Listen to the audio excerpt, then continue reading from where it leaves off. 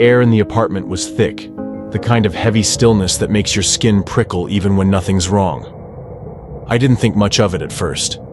It was just one of those nights where the world felt off-kilter, like the universe had tilted a fraction too far and forgotten to right itself. I'd been up late, scrolling through my phone, the blue light burning my eyes, when I finally dragged myself to the bathroom. The faucet dripped, a slow, maddening plink, and the mirror fogged with steam as I washed my hands. I remember thinking how quiet it was, how the silence seemed to press against my ears like a weight. When I stepped back into the living room, I froze. My phone was on the table where I'd left it, screen still glowing faintly. And then, as if some invisible hand had swiped it, the thing shot off the edge. It didn't slide. It didn't teeter. It launched like it had been thrown and hit the floor with a crack that made my stomach drop. The screen shattered into a spider web of fractures, the light flickering once before going dark. I stood there, my breath caught in my throat, staring at the spot where it had been. My first thought was that I'd imagined it. My second was that I hadn't. "What the hell?" I muttered, more to myself than anyone else. My voice sounded too loud in the quiet, like it didn't belong. I took a step forward, my socked feet silent on the carpet, and bent to pick up the phone. The glass bit into my fingertips as I turned it over. Dead. Completely dead. I glanced around the room, my pulse quickening. The shadows in the corners seemed deeper than they should have been, like they were pooling together, gathering. The air felt colder too, though the thermostat hadn't budged.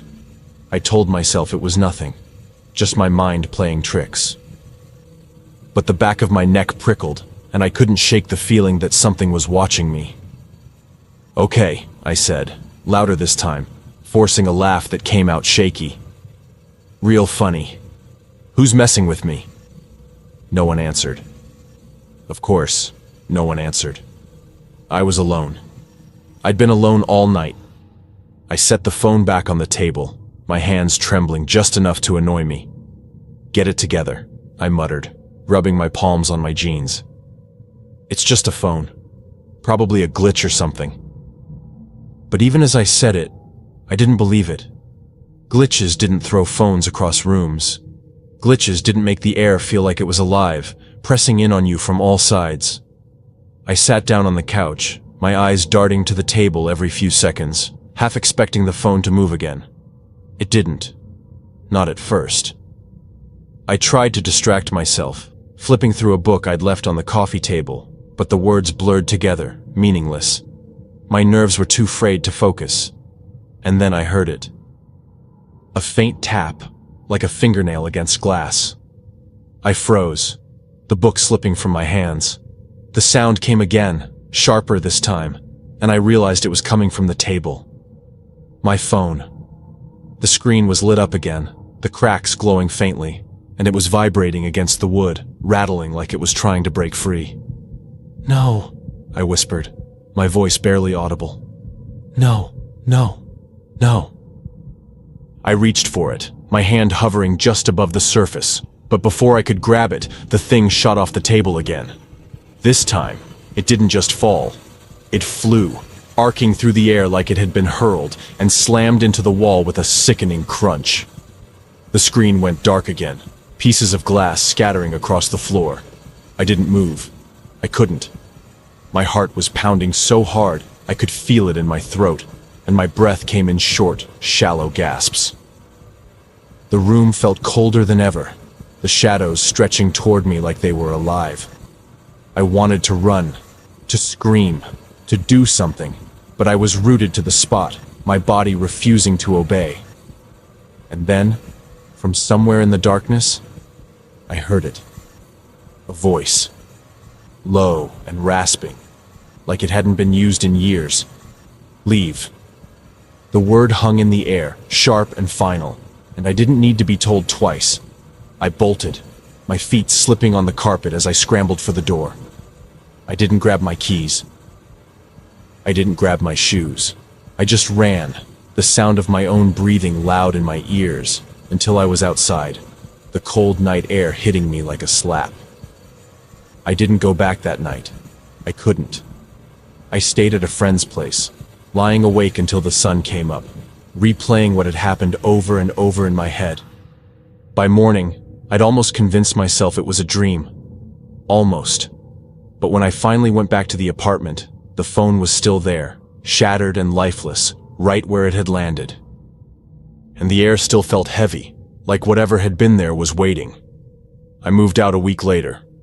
I didn't tell the landlord why. I just said I needed a change of scenery.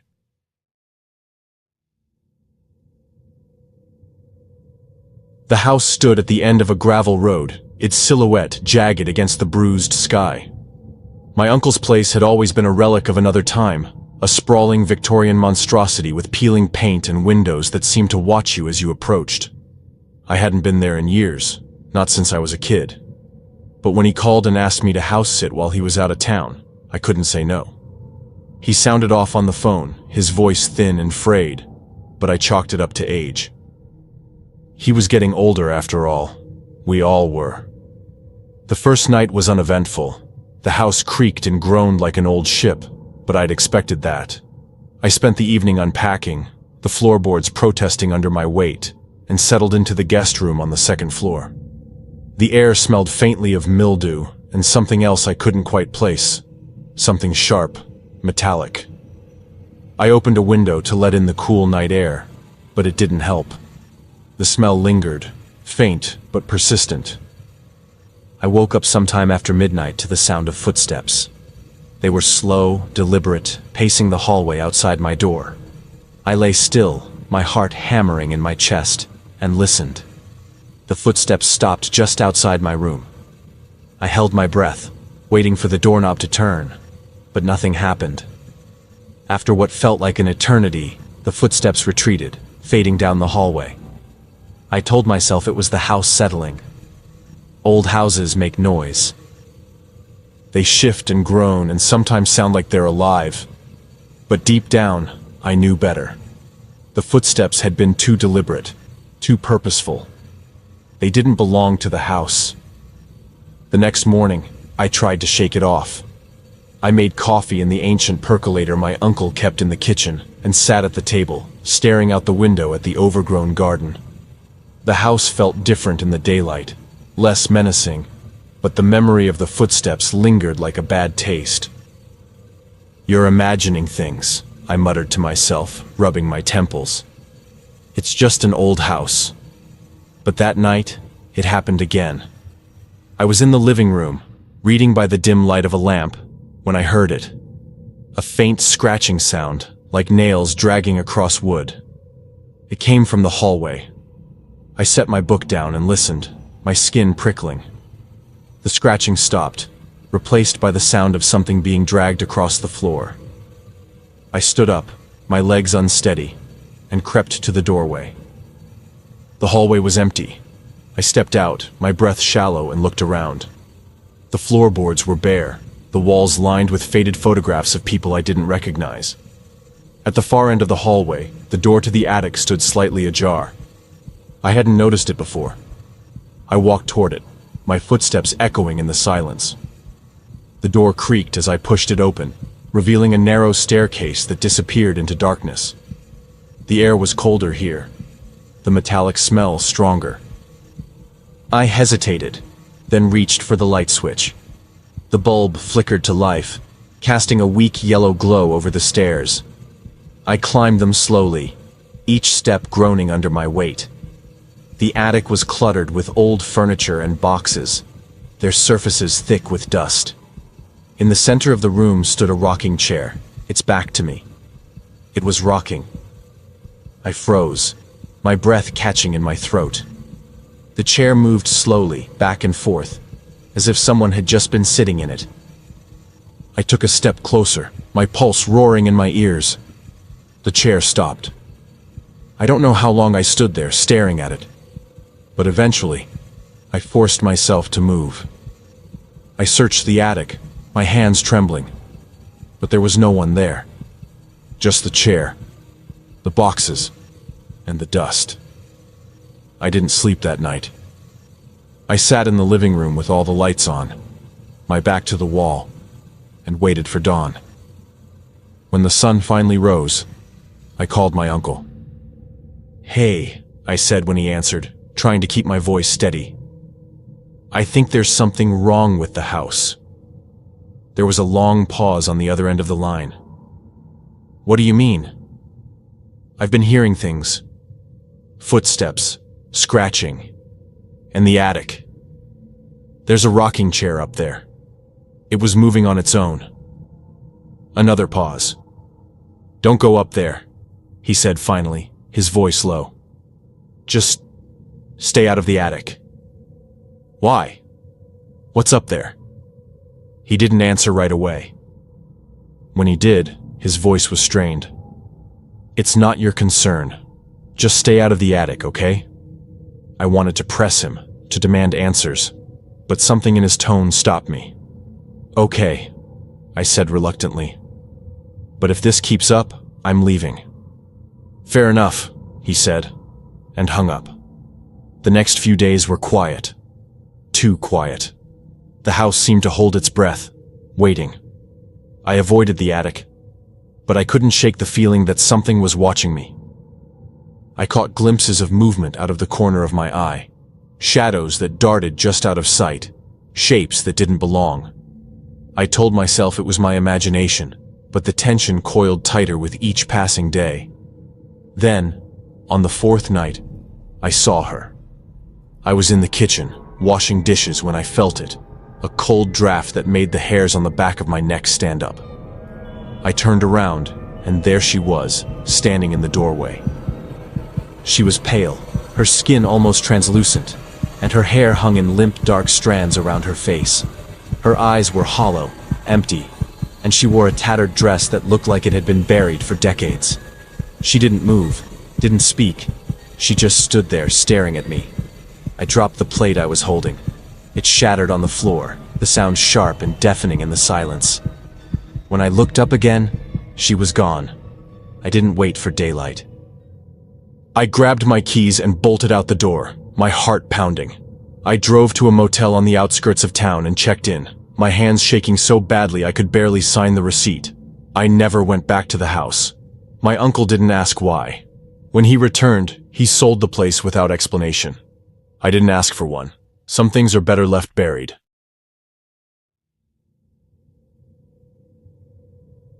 The house on Elmwood Drive had been empty for years. Its sagging porch and cracked windows gave it a hollow, skeletal look, like a corpse left to rot in the sun. I never thought I'd step inside, let alone spend a night there. But when my best friend Claire called me with that manic edge in her voice, the one she got when she was about to do something stupid, I knew I didn't have a choice. "It's just one night," she said, her words tumbling out in a rush. "We'll take the Ouija board, some candles, maybe a bottle of wine. It'll be fun, like a sleepover, but spookier." "Fun?" I shot back, gripping the phone tighter. "Claire, that place is a death trap. The floor's probably rotted through. And what if someone calls the cops?" "No one's called the cops in 10 years, she said, her tone dismissive. "Besides, it's not like we're breaking in. The door's wide open. It's practically an invitation." I should have said no. I should have hung up, gone to bed, and forgotten about the whole thing. But Claire had a way of pulling me into her orbit, and before I knew it, I was standing in the overgrown yard, staring up at the house as the sun dipped below the horizon. The air smelled like damp earth and decay. The wind rattled the trees, their branches clawing at the sky. Claire stood beside me, her face lit by the glow of her phone. She was grinning like a kid on Christmas morning. "Ready?" she asked, her voice barely above a whisper. "No," I said, but I followed her anyway. The front door creaked on its hinges as we pushed it open. The air inside was thick and stale, like the house had been holding its breath for years. Claire flicked on her flashlight, the beam cutting through the darkness. Dust motes swirled in the light, settling on the cracked walls and peeling wallpaper. We moved through the living room, our footsteps echoing in the silence. The floorboards groaned under our weight, and I kept expecting one of them to give way. Claire didn't seem to notice. She was too busy narrating her every thought, her voice bouncing off the walls. "This is where the family died," she said, her tone matter-of-fact. "Dad killed the mom and the kids, then hung himself in the basement. At least, that's what the papers said." "Great," I muttered, my stomach churning. "So we're basically standing in a graveyard." Claire ignored me. She was already setting up the Ouija board on the floor, arranging candles around it in a haphazard circle. The flickering light cast long shadows on the walls, making the room feel smaller, tighter. I sat down across from her, my legs crossed beneath me. The board looked cheap, the kind you'd buy at a toy store. The planchette was plastic, its pointed tip scuffed from years of use. Claire placed her fingers on it, her eyes gleaming in the candlelight. "You know how this works, right?" she asked. "Yeah," I said, though I'd never actually used one before. "We ask questions, and it moves. Or it doesn't. Either way, it's probably just us pushing it around." Claire rolled her eyes. "You're such a skeptic. Just play along, okay?" I sighed and placed my fingers on the planchette. The plastic felt cold against my skin. Claire closed her eyes and took a deep breath, her voice steady as she spoke. "Is anyone here with us?" The room was silent except for the sound of our breathing. I stared at the board, half expecting the planchette to stay still. But then it moved. Slowly at first, then with more purpose, sliding across the board until it stopped on the word yes. My heart skipped a beat. I glanced at Claire, but she was already asking another question. "What's your name?" The planchette moved again, spelling out letters one by one. Elizabeth. "Elizabeth," Claire said, her voice tinged with excitement. "Were you one of the people who lived here?" The planchette didn't move. Instead, the candles flickered, their flames dancing wildly. The temperature in the room dropped, the cold seeping into my bones. I pulled my jacket tighter around me, my breath visible in the air. "Claire," I said, my voice trembling. "We should go." "Not yet," she said, her eyes fixed on the board. "Elizabeth, are you still here?" The planchette shot to yes so quickly it almost flew off the board. I jerked my hand back, my pulse racing. Claire didn't seem fazed. If anything, she looked more determined. "What do you want?" she asked. The planchette moved again, spelling out a single word. "Leave." "Leave?" Claire repeated, her brow furrowed. "You want us to leave?" The candles went out. All of them, at once. The room plunged into darkness, and I scrambled to my feet, my heart pounding in my chest. Claire fumbled with her flashlight, the beam flickering as she turned it on. "What the hell was that?" I demanded, my voice shaking. "I don't know," Claire said, but there was a note of uncertainty in her voice now. "Maybe it's just a draft." "A draft?" I snapped. "Claire, the candles didn't blow out. They went out. Like someone snuffed them." She didn't answer. Instead, she shone the flashlight around the room, the beam catching on something in the corner. I followed her gaze, my stomach twisting as I saw it. A shadow, darker than the rest, moving against the wall. It didn't make sense. There was nothing there to cast it. "We need to go," I said, grabbing her arm. "Now." Claire hesitated, her eyes still fixed on the shadow. It was growing, stretching toward us, its edges sharp and jagged. The air felt heavier, pressing down on me like a weight. "Claire!" I shouted, yanking her toward the door. She finally moved, stumbling after me as we bolted for the exit. The floorboards groaned and shifted beneath our feet, the house itself seeming to come alive. The front door slammed shut before we could reach it, the sound echoing like a gunshot. I whirled around, my breath coming in short, panicked gasps. The shadow was closer now, its shape shifting and twisting.